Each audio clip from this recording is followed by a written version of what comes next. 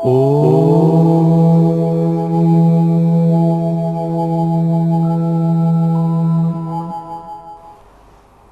शांति। Self management के विषय में ये हमने देखा कि क्यों हमें वर्तमान युग में कुछ ऐसी भीतर से स्किल्स की आवश्यकता है जो सेल्फ मैनेजिंग स्किल्स है। क्योंकि कोई भी मैनेजमेंट प्रोग्राम में अगर देखा जाए तो 3 पहलू तो विशेष लिए जाते हैं जिसके ऊपर ध्यान दिया जाता है।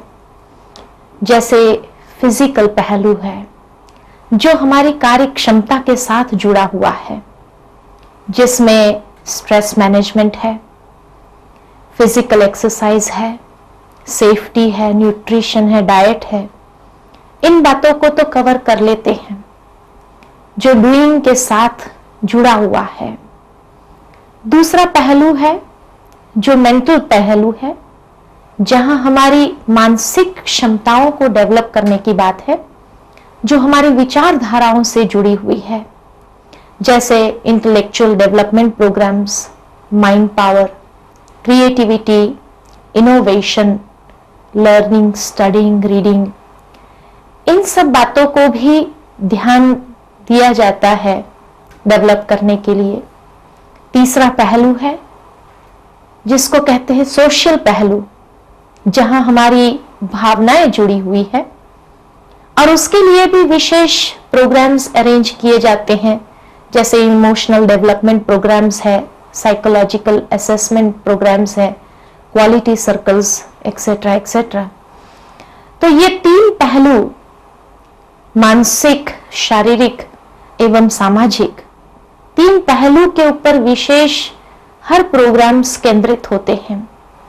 लेकिन वर्तमान समय में जो निग्लेक्टेड बात है वो है स्पिरिचुअल एस्पेक्ट, जो हमारी वास्तविकता के साथ जुड़ी हुई है, बीइंग के साथ जुड़ी हुई है। हम हमेशा अपने आप को आइडेंटिफाई करते हैं कि वी आर ह्यूमन बीइंग्स, परंतु hardly do we know how to be. We are more of human doings than human beings. इसीलिए being के साथ जो जुड़ा हुआ है वो है values, हमारी belief system, spiritual study, silence, meditation, जो हमारी आंतरिक शक्तियों को डेवलप करने की बात है, जहां हमारा सेल्फ रिस्पेक्ट जुड़ा हुआ है।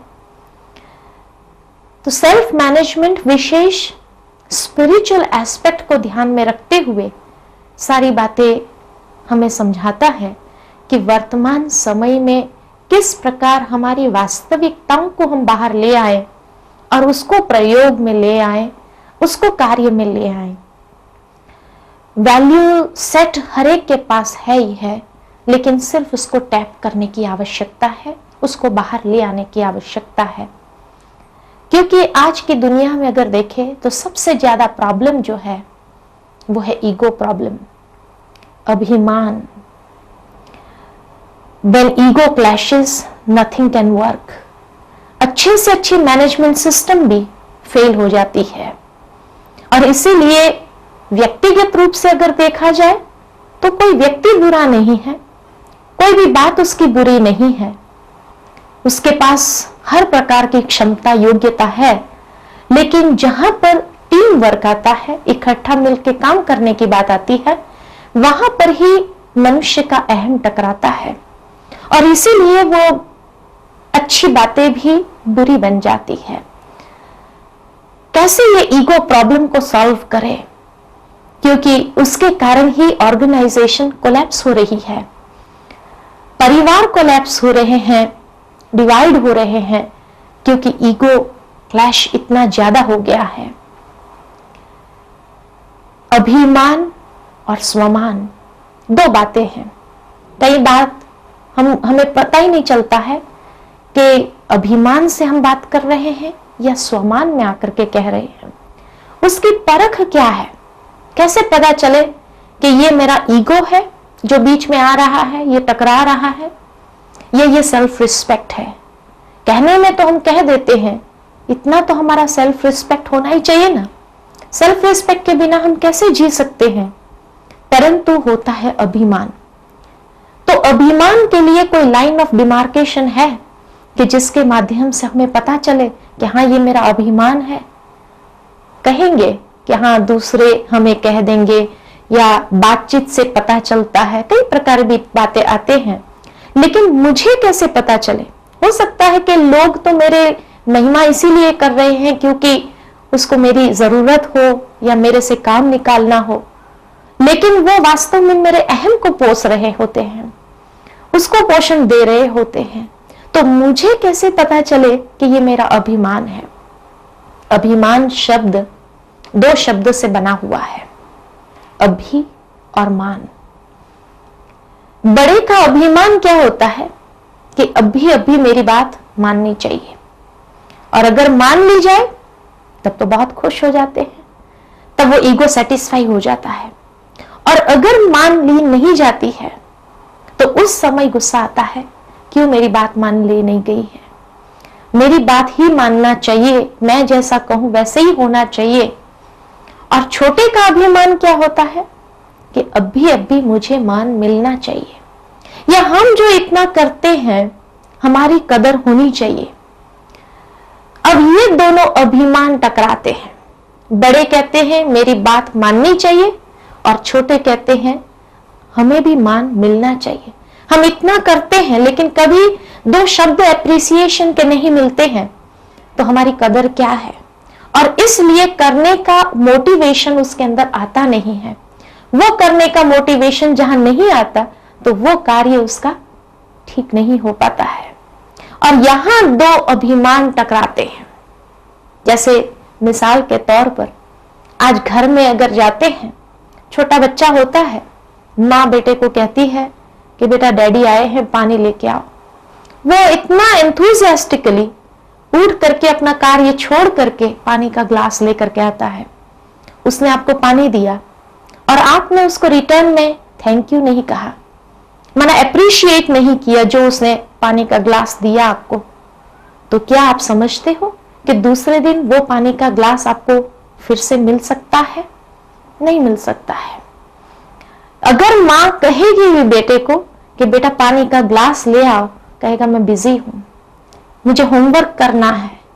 लेकिन अगर उस समय ही जैसे ही पानी का ग्लास लेकर के वो आता है, उस समय ही ये 2 शब्द एप्रिसिएशन के अगर कह दिया जाता है, थैंक यू, उस बच्चे के अंदर इतनी खुशी, इतनी मोटिवेशन उसके अंदर आ जाती है, जिस कारण दूसरे दिन जैसे ही आप पहुंचते हैं, आपको कहना भी नहीं पड़ता है, लेकिन पानी का ग्लास तुरंत हाजिर हो जाता है।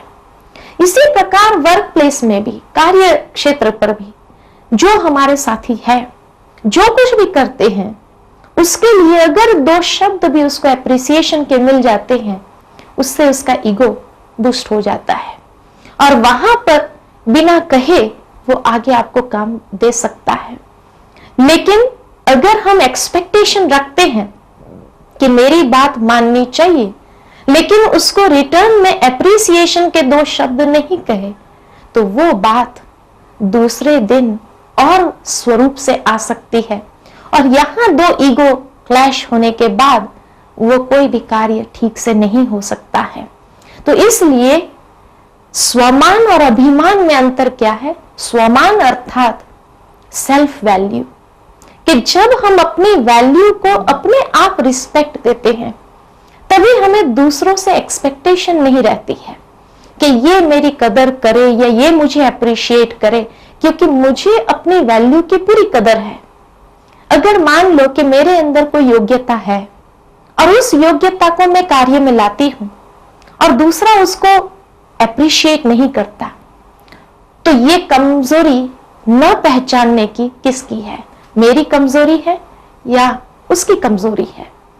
देखा जाता, मैंने अपनी योग्यता को प्रयोग में लाया, मुझे तो कदर है, मुझे मालूम है ये मेरी योग्यता है, लेकिन अगर सामने वाले व्यक्ति की पहचानने की दृष्टि नहीं है तो ये उसकी कमजोरी है, और उसकी कमजोरी को लेकर के हम परेशान हो जाए, माना मुझे अपना सेल्फ रिस्पेक्ट नहीं है, तभी हम एक्सपेक्टेशन दूसरों से रखते हैं कि ये मेरी वैल्यू करे, ये मुझे रिस्पेक्ट दे, और उस समय जैसे मांगने लगते हैं मुझे रिस्पेक्ट दो, रिस्पेक्ट दो, रिस्पेक्ट दो, और रिस्पेक्ट मिल जाता है तो वी आर हैप्पी, मोटिवेटेड।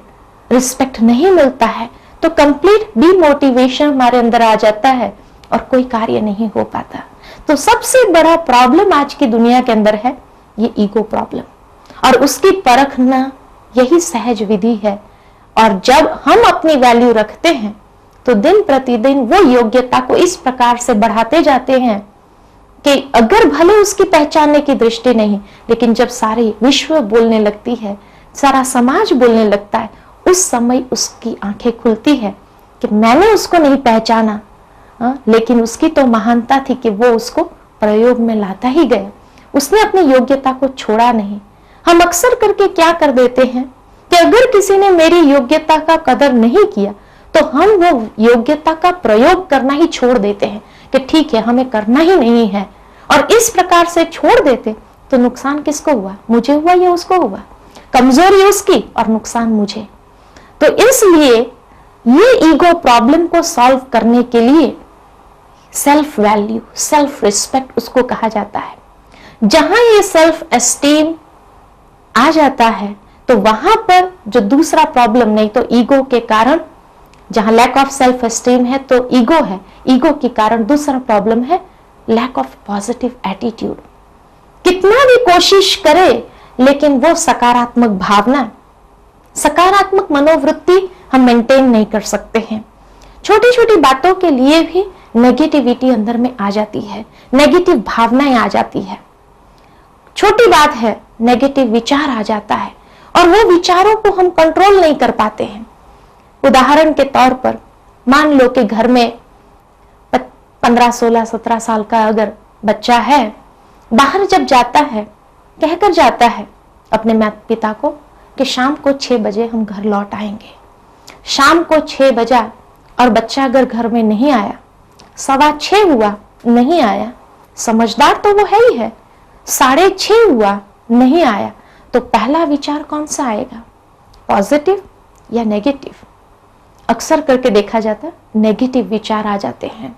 क्या हुआ होगा, क्यों नहीं आया होगा, समय देकर गया था। और जैसे जैसे समय बढ़ता जाता है, 6:30 से लेकर 6:45 हुआ, तो हमारे मन के अंदर नेगेटिव विचारों का प्रेशर इस प्रकार बढ़ने लगता है जो हमारा मन दूसरी कोई बातों के ऊपर कॉन्सेंट्रेट नहीं हो पाता, कॉन्सेंट्रेशन खत्म हो जाता है। उसके कारण आगे पीछे हम घूमते रहते हैं, मन के अंदर विचार चलते रहते हैं। ऐसे नहीं कि विचार आकर के बंद हो जाएंगे, बस पूरा हो गया, नहीं, वो विचार मल्टीप्लाई होते हैं। और इस प्रकार ये मल्टीप्लिकेशन होता है कि 6:45 और 5 मिनट ऊपर हुई और बच्चा अगर घर में आया, जैसे ही गेट में प्रवेश करता है और क्या होता है, सारा इतना पौने घंटे से लेकर के जो अंदर नेगेटिव विचारों का प्रेशर इकट्ठा हुआ वो बाहर निकलता है। और गुस्से के रूप में जब बाहर निकलता है, वो बच्चे को मालूम था कि मैं समय देकर आया हूं, मुझे समय पर घर पहुंचना चाहिए। उसने पूरी कोशिश की लेकिन रास्ते में ट्रैफिक जाम था, इसीलिए वो समय से घर पहुंच नहीं सका और पौना घंटा उसको लेट हो गया। लेकिन उसकी बात को हम सुनते नहीं हैं और इतना अपना रिएक्शन निकालते हैं उस बच्चे के ऊपर, और उसका तो कोई दोष था ही नहीं। इसलिए वो उस रिएक्शन को किस तरह लेता है, क्या वो पॉजिटिव लेगा या नेगेटिव लेगा, किस प्रकार रिएक्ट करेगा, वो भी उस रिएक्शन को सहन नहीं कर पाता और इसीलिए उसके प्रत्युत्तर में वो भी नेगेटिवली रिएक्ट करता है, सामने जवाब देने लगता है।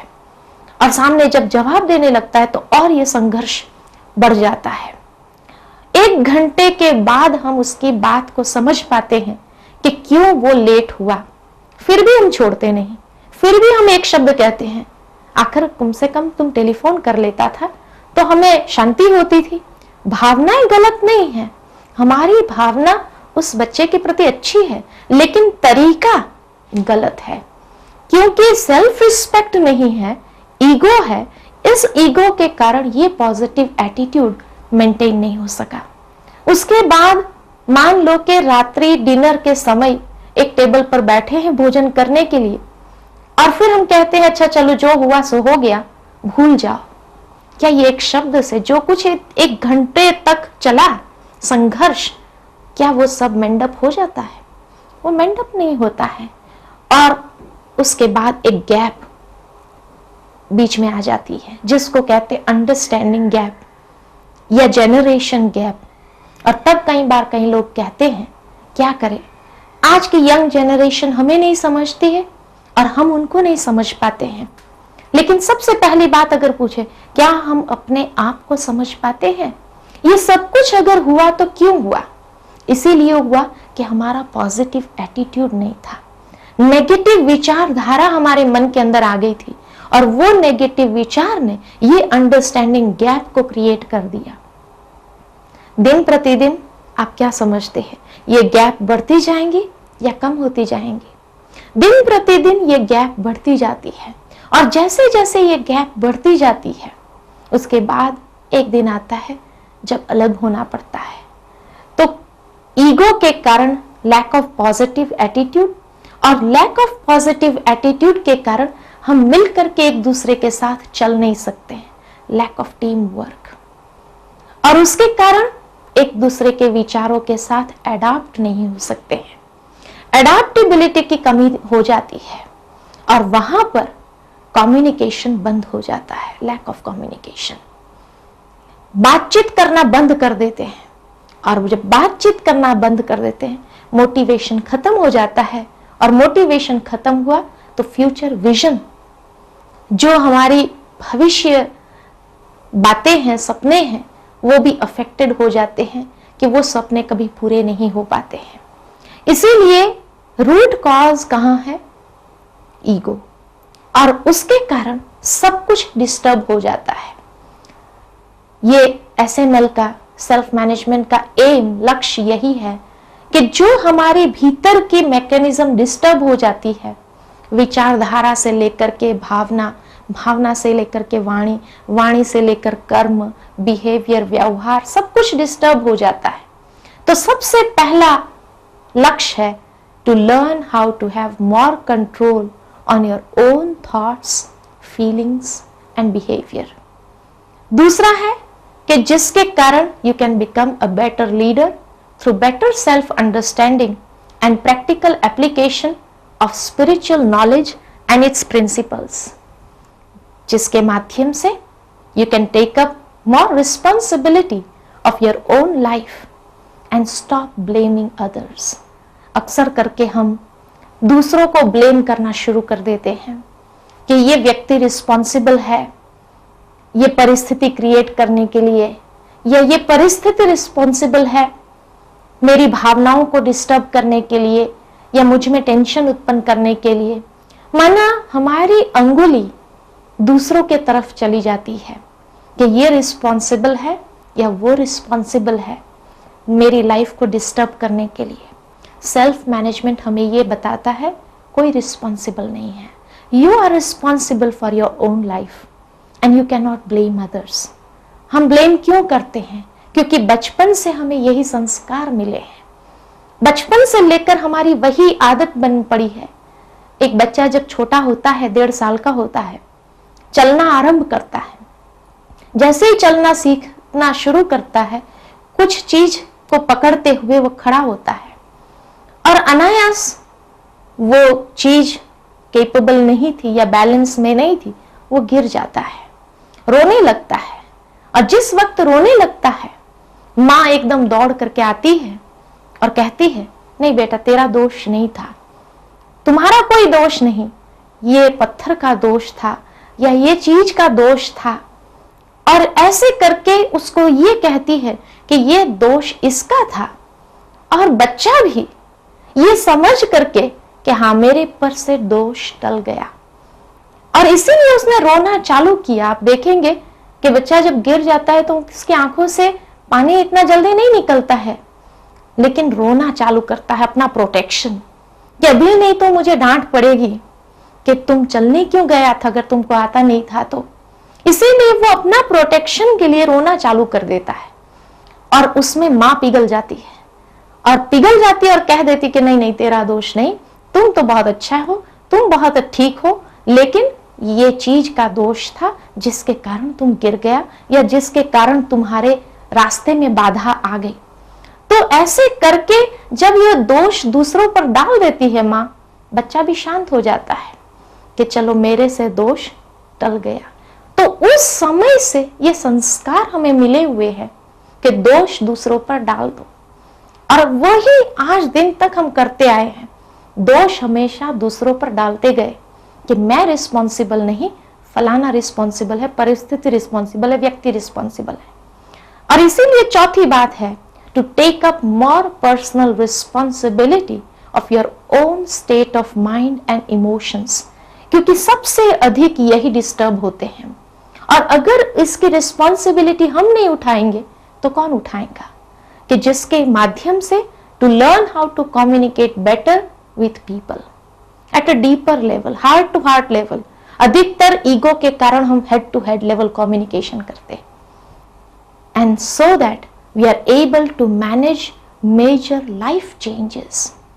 तो ये मुख्य लक्ष्य है सेल्फ मैनेजमेंट का, कि जिसके माध्यम से हम पूरी अपनी लाइफ की रिस्पॉन्सिबिलिटी उठा सकते हैं और दूसरों के लिए भी प्रेरणा का स्रोत बन सकते हैं। ये सेल्फ मैनेजिंग लीडरशिप हमें सिखाती है a true leader in a true sense, a source of inspiration and motivation for others. ओम शांति। ओम